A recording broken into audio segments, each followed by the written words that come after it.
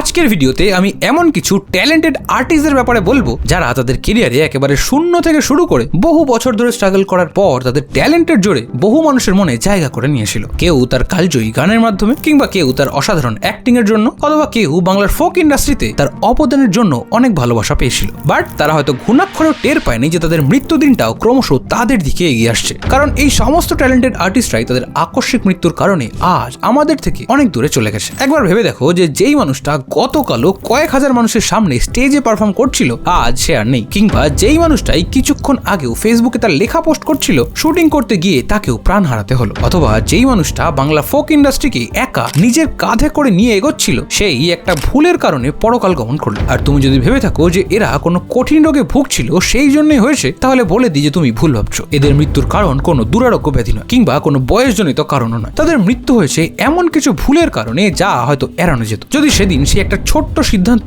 অন্যরকম হতো, তবে আজ তারা আমাদের মাঝেই থাকতে। কি এইটুকু শুনে গায়ে কাটা দিচ্ছে তো?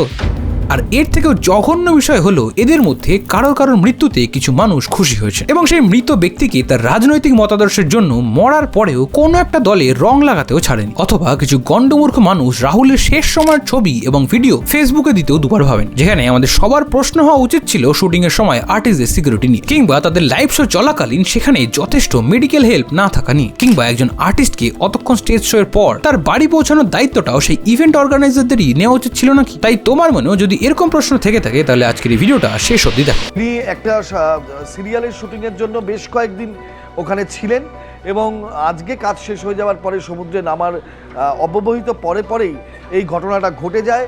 অসতর্কতার মুহূর্তে আচমকাই একটা ঢেউ চলে আসে, যতটুকু জানা যাচ্ছে এখনো পর্যন্ত, এবং তাতেই তিনি তলিয়ে যান।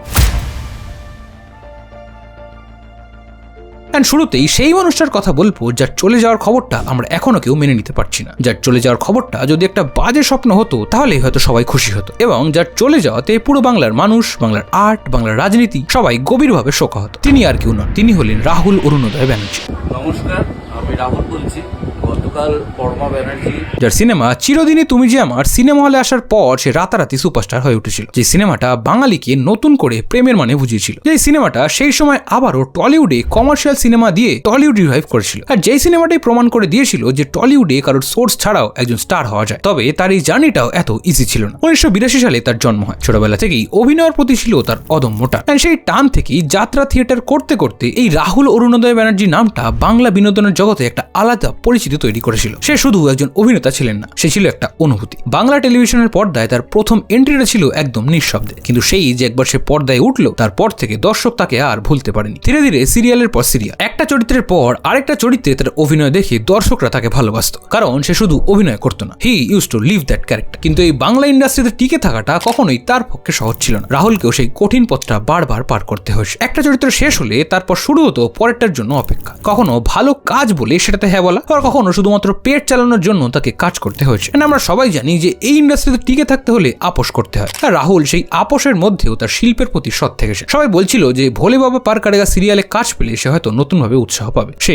কাজও পেল নতুন স্বপ্ন। আর অন্যদিকে তার পডকাস্ট, তার লেখালেখি, ফেসবুকে তার নিজস্ব মতামত শেয়ার করা, এসব দেখেই তার কেরিয়ার স্মুথলি এগোচ্ছিল বলেই মনে হচ্ছিল। বাট সে হয়তো ঘুণাক্ষরেও টের পায়নি যে তালসারির সেই শুটিংটাই তার জীবনের খাতায় ইতি টানতে চলেছে। 29 মার্চ 2026 তালসারি সমুদ্র সৈকত, যেখানে চলছে রাহুলের সিরিয়ালের শুটিং। প্রথমে হাঁটু জলে তাদের কয়েকটা শট নেওয়ার পর তাদের ফাইনাল ড্রোন শট নেওয়ার জন্য যখন সে আর তার কো-অ্যাক্টর আরেকটু বেশি গভীর জলে এগিয়ে যায়, তখনই ঘটে বিপত্তি। কারণ সেই সময় জোয়ার থাকার কারণে মুহূর্তের মধ্যেই সেখানে হাঁটু জল কখন কোমর ছেড়ে মাথা ছুঁয়ে গেল, সেটা তারা বুঝে ওঠার আগেই ডিসব্যালেন্স হয়ে পড়ে গেল জলের মধ্যে। যার পর শুরু হলো দুজনের বাঁচার লড়াই। তার কো-অ্যাক্টরের পরা শাড়িটা যেন তাদের বাঁচার প্রচেষ্টাকে ক্ষান্ত করতেও শুরু করলো। দুজনের কেউই সাঁতার জানেন না, তা সত্ত্বেও বাঁচার প্রাণপণ চেষ্টা করলো দুজনে। ততক্ষণে টেকনিশিয়ান এবং সেখানকার স্থানীয়রা ঝাঁপিয়ে পড়েছে জল, এবং অনেক চেষ্টার পর তারা আগে রাহুলের কো-অ্যাক্টরকে, দেন রাহুলকে নৌকায় তুললো। এরপর তাদের নিয়ে যাওয়া হলো স্থানীয় হাসপাতালে, এবং কিছুক্ষণ চেষ্টার পর সেই কো-অ্যাক্টরের জ্ঞান ফিরল এবং সে স্বাভাবিক হতে শুরু করলো। বাট ততক্ষণে রাহুল অতক্ষণ জলে থাকার কারণে তার ফুসফুস, পাকস্থলী এবং শ্বাসনালীতে জল এবং বালি ঢুকে যাওয়ার কারণে ডক্টর তাকে মৃত বলে ঘোষণা করল। মাত্র 43 বছর বয়সে একটা সিরিয়ালের শুটিং এর মাঝে সে তার প্রাণ হারাল। এন্ড আজকাল সোশ্যাল মিডিয়া যুগে এই খবরটা আগুনের মতো ছড়িয়ে পড়লো চারিদিকে। আর এই ভাইরাল হওয়ার রেসেই শুরু হলো তার মৃত্যুর সময়কার যাবতীয় ছবি, ভিডিও সমস্ত কিছু শেয়ার করা। করা। আবার কিছু মানুষ যাদের এসবে কোনো লেনা দেনাই নেই তারাও কারণ মরে যাওয়া নিউজদের ফায়দা নিল, অথবা বেশি জ্ঞানী কিছু মানুষ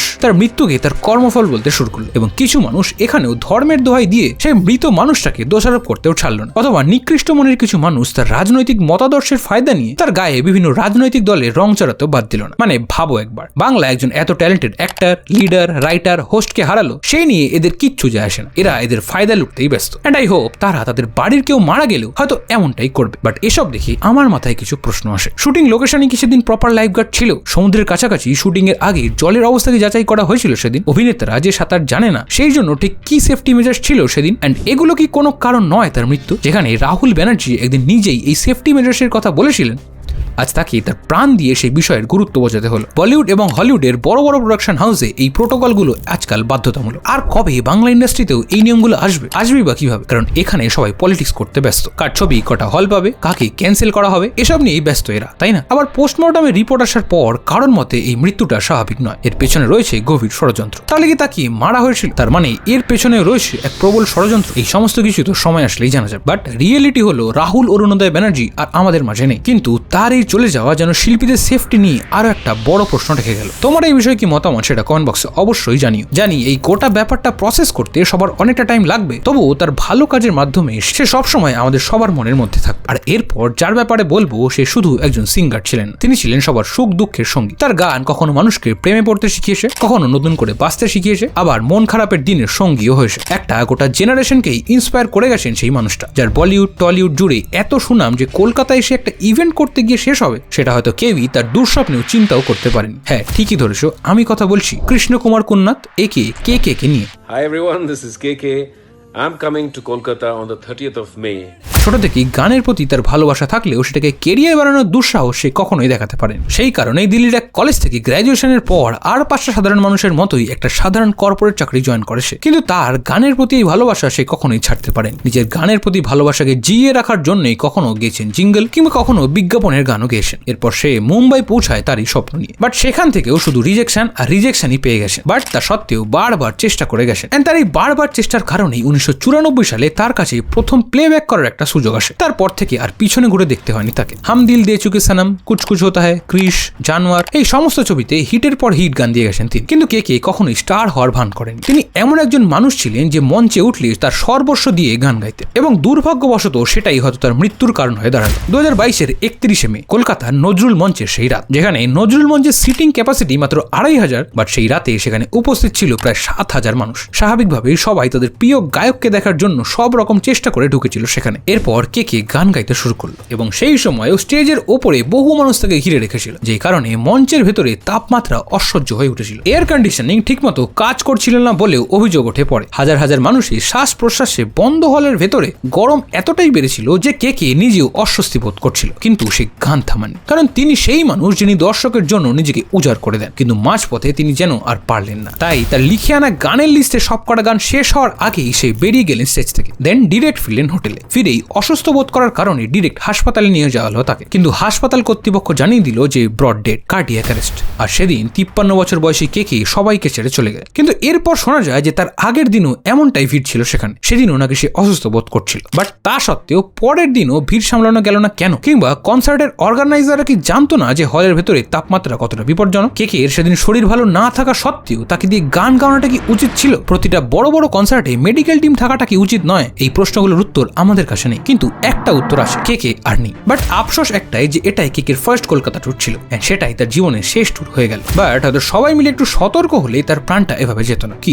তোমার কি মনে হয়? তোমার মতামত কমেন্ট বক্সে জানি। আর এরপর যাদের নিয়ে কথা বলবো তাদের মধ্যে একজন হলেন পীযূষ গাঙ্গুলি, আর অন্যজন হলেন দোহারের স্রষ্টা কালিকা প্রসাদ ভট্টাচার্য। একজন তার নিজের অভিনয় দক্ষতাকে যে কোনো নায়ককে ছাপিয়ে দেওয়ার ক্ষমতা রাখতেন, আর অন্যজন বাংলার মাটির গানকে, ধুলোমাখা লোকগীতিকে এক অন্য উচ্চতায় নিয়ে গেছিল শহরের বুকে। থিয়েটারের মঞ্চ থেকে উঠে আসা এই পীযূষ গাঙ্গুলির জার্নিটা মোটেও স্মুথ ছিল না। গ্ল্যামার দুনিয়ায় নিজের জায়গা পাকা করতে তাকেও দিনের পর দিন অপেক্ষা করতে হয়েছে। কিন্তু যখন তিনি সুযোগ পেলেন, নিজের বহুমুখী প্রতিভায় তিনি দর্শকদের মুগ্ধ করে দিলেন। কখনো খলনায়ক, কখনো কমেডিয়ান, আর কখনো সিরিয়াস চরিত্র। তিনি ছিলেন এক কথায় ভার্সেটাইল জিনিয়াস। টলিউড থেকে শুরু করে বাংলা টেলিভিশন সব জায়গাতেই তিনি হয়ে উঠেছিলেন এক পরিচিত মুখ, এক নির্ভরযোগ্য অভিনেতা। কিন্তু 2015 সালের পুজো বাঙালির জন্য এক অন্যরকম বিষাদ নিয়ে এলো। দিনটা ছিল 20 অক্টোবর, সপ্তমীর রাত। হাওড়ার একটি শো শেষ করে নিজের গাড়ি করে কলকাতায় ফিরছিলেন পীযূষ। সাঁতরাগাছি ব্রিজের কাছে উল্টো দিক থেকে প্রবল বেগে ছুটে আসা একটা বাসের সাথে তার গাড়ির মুখোমুখি সংঘর্ষ হয়। মারাত্মক আহত অবস্থায় তাকে হাসপাতালে ভর্তি করা হয়, কিন্তু 5 দিন মৃত্যুর সাথে পাঞ্জা লড়ে 25শে অক্টোবর তিনি হার মানেন। আবার অন্যদিকে কালিকা প্রসাদের জন্য শিলচর থেকে কলকাতা এসে নিজের গানের দল তৈরি করাটা খুব একটা সহজ ছিল না। যখন চারিদিকে শুধু ওয়েস্টার্ন আর পপ মিউজিকের রমরমা, তখন কালিকা প্রসাদ সিদ্ধান্ত নিয়েছিল তিনি শিকড়ের গান গাইবে। গ্রামে গ্রামে ঘুরে তিনি গান সংগ্রহ করতেন, আর তার গান শুধু বিনোদন ছিল না, ছিল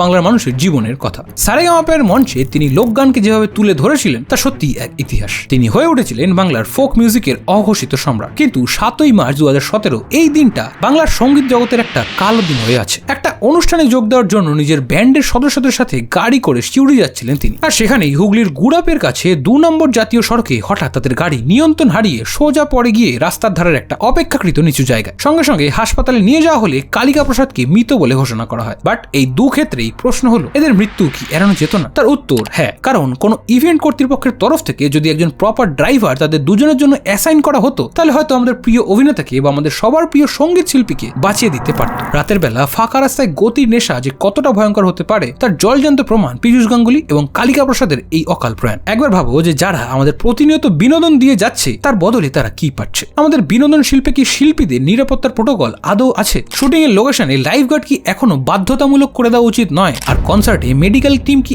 আবশ্যক বলে এখনো মনে হচ্ছে না? কারণ রাতের শো এর পর শিল্পীদের বাড়ি ফেরার ব্যবস্থা প্রযোজকরা করে না কেন? এই প্রশ্নগুলোর উত্তর যদি এখনো না থাকে, তাহলে আমরা আরো কত রাহুল, কত কেকে, কত কালিকা প্রসাদ এবং কত পীযূষকে হারাবো সেটা আমার জানা নেই। আমি জানি যে এই ভিডিওটা দেখতে দেখতে হয়তো তোমার চোখেও জল এসছে, কারণ আমার তো ভিডিওটা স্ক্রিপ্ট লিখতে গিয়ে আসছিল। কারণ এরা শুধুমাত্র সেলিব্রিটি নয়, এরা আমাদের সংস্কৃতির অংশ। রাহুলের হাসি, কেকের গলা, কালিকা প্রসাদের বাউল কিংবা পীযূষের অভিনয়, এ সমস্ত কিছু আমরা হারিয়ে ফেলেছি। কিন্তু তারা বেঁচে থাকবেন আমাদের স্মৃতিতে, আমাদের গানে এবং আমাদের মনে। এবং তাদের এই চলে যাওয়াটা যেন আমাদের একটা শিক্ষা দিয়ে যায় যে জীবন একটাই, একটু সাবধান এবং প্রপার সেফটি মেজার্স থাকলে হয়তো সব বদলে যেতে পারতো। আর তার সাথে সাথে এটাও মনে করিয়ে দেয় যে জীবন কতটা আনপ্রেডিক্টেবল। তাই হয়তো আমার এই গোটা বিষয়টা নিয়ে কি মতামত সেটা কমেন্ট করে জানিও। এন্ড এটাও জানিও যে তোমার মতে কি কি চেঞ্জেস হলে হয়তো তাদের প্রাণটা বাঁচতে পারতো সেটাও জানিও। এন্ড হ্যাঁ, আমার নতুন চ্যানেলেও ভিডিও এসে গেছে, তাই এখনো যারা নতুন চ্যানেলটাকে সাবস্ক্রাইব করোনি তারা পিন কমেন্ট আর ডেসক্রিপশনে দেওয়া লিঙ্ক থেকে সাবস্ক্রাইব করে দিও। এন্ড আজকে ভিডিওটা ভালো লাগলে ভিডিওটা লাইক শেয়ার করার পাশাপাশি চ্যানেলটাকে সাবস্ক্রাইব করে দিও। আর এখন তুমি যদি জানতে চাও যে হঠাৎ কোন কারণে সবাই কোয়েল মল্লিককে হেট করতে শুরু করলো, তাহলে এখানে ক্লিক করে চলে আসো, তোমার সাথে আমার দেখা হবে ওখানে। টাটা।